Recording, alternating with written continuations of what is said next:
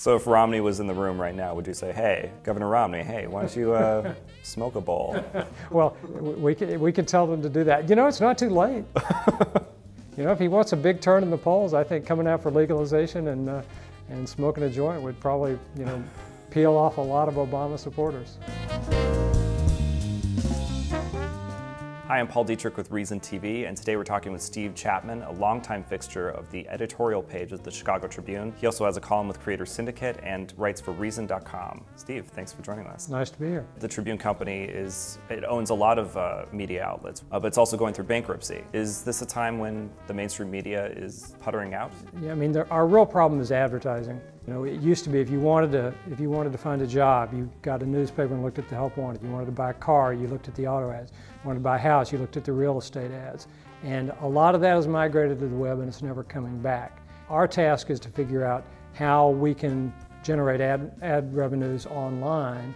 It has been a tough transition to a world where we can make money off that the way we used to. As far as your professional career goes, where does this November election stand? Regardless of who wins, there are going to be things to write about. I'm confident of that. Whoever's elected, there will be enough things that I don't like that I'll have no trouble finding things to write about. You recently wrote in one of your columns that there are 3 things that any young person should know if they want to run for president one day. One of them is to be from an Ivy League, the other one is to be a governor or senator, and the third one was to... You have to smoke pot. Why do you have to smoke pot, Steve? You know, it's a good question, but when back in '92, we had a choice between a guy who had smoked pot and a guy who hadn't, and we voted for the guy who had.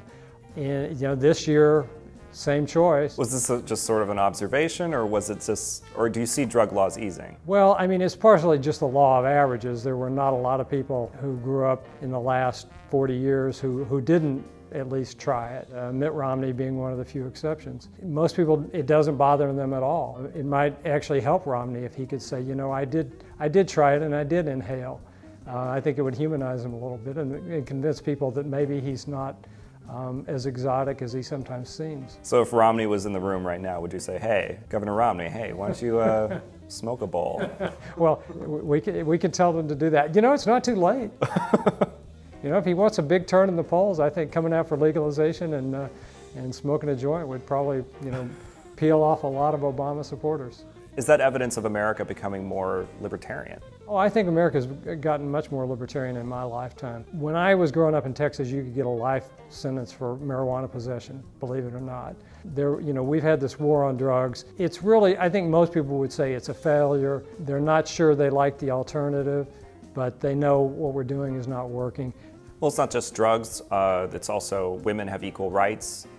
Gays aren't demonized anymore. Technology is more accessible for people. The world is becoming more libertarian. It's only been, I think, about a decade since the Supreme Court said sodomy laws are unconstitutional. They're an invasion of privacy. They're not consistent with our constitutional framework. Up until then, there were states that still, you could go to jail for committing gay sexual acts, or in some cases even heterosexual acts of sodomy. You're a Texas transplant to Illinois. What's the biggest misconception about the Midwest and Chicago, America's second city? Well, I mean, most people think Chicago is cold and snowy in the winter. It's actually, we have the same climate as Los Angeles.